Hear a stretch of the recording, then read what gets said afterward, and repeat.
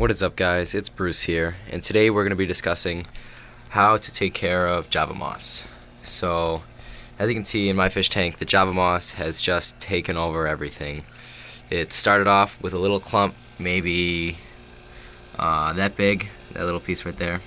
Started off maybe that big. I started that off right on this rock, and that exploded up into that, and I separated it and took it everywhere. So, first thing I would recommend, definitely make sure your lighting is up to date. Your lighting means everything for a planted fish tank. I got these LEDs for $40, okay? The day I put them in, every plant in my tank doubled in size, and every day after that, it doubled and doubled and doubled until it got maybe this big. And now it's staying around the same size, but still growing a little bit. As you can see, the little polyps are growing up on top. Ones that are touching the top of the water right now, if that fish would move. Those just keep growing and growing. Second thing I would recommend in a fish tank, definitely make sure you get some sort of wave maker or air water circulator type of thing to keep the water in your tank moving. Not only does it keep your fish strong, keep them active, make everything look a little bit more interesting, but it also keeps dirt off of your plants. Highly recommend moving around your moss every couple days, not letting any dirt. As you can see back there, I got to take care of it.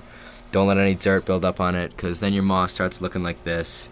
It turns a little brown, turns kind of gross. The light can't get through to the moss when there's dirt all over it. As you can see on the top of the tank, there's a little bit of dirt all over those little pieces. And that I'm not too worried about, because I know the filter is right there. It's taking care of a lot of it.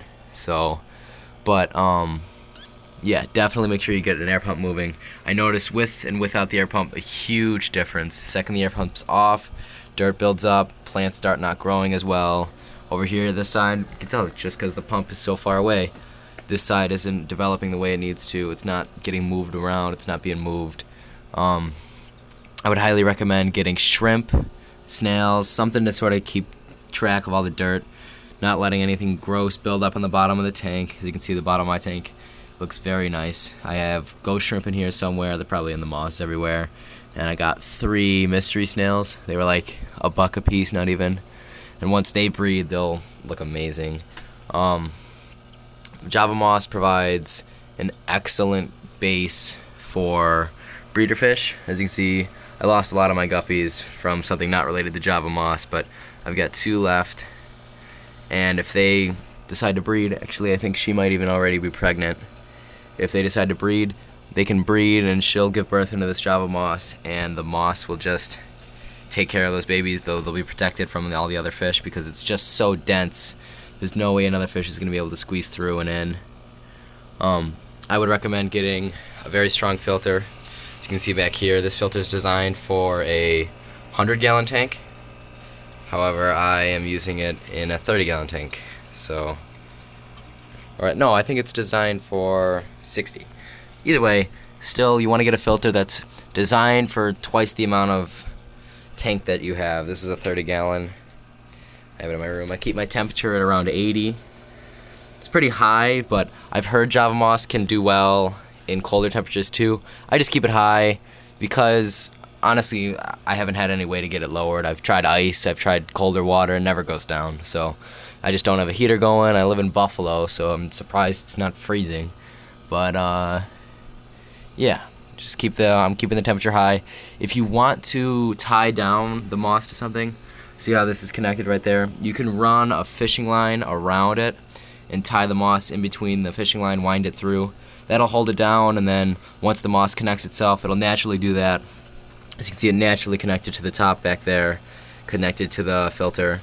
This isn't natural, it's just getting sucked into the pump, but down here on this rock, it's connected there naturally. Same thing, this rock is the best example, because I did that on purpose. I tied it down. It'll naturally connect, and then you can get rid of the fishing line if you want, or not. If it's see-through, it doesn't really make that big of a difference. I would definitely recommend treating your tank with Flourish potassium, which makes it so whenever your plants get a little brown, get a little gross, it definitely takes care of that. These plants are kind of falling apart. That's just because they're not getting the light they need, because there's moss everywhere. You can't really do anything about that. other than move the moss, but I love the moss, so these plants are going to be gone. Yeah, I would also definitely treat with Flourish Excel. I don't have a bottle of Flourish Excel on me because I just recently ran out, but I treated that once, twice a week, cap full in your tank. The water just, your tank just blows up. The plants are amazing. Plants provide extra oxygen and just a really way more natural, good-looking design into the tank. I love it. Moss is great. Yeah. If you look down here, you can tell that this pump has blown all of the dirt right here, and it's just killing everything down there. But moss is a great way to store shrimp. The shrimp will go in there and they'll eat in there and they'll enjoy it. But I have these gouramis that just eat everything and eat shrimp and just bully them. So who knows what happened to my shrimp? They're probably somewhere. So you can see there's a mystery snail right in there. Probably can't see him. It's right there. You can see the outline of his shell right there.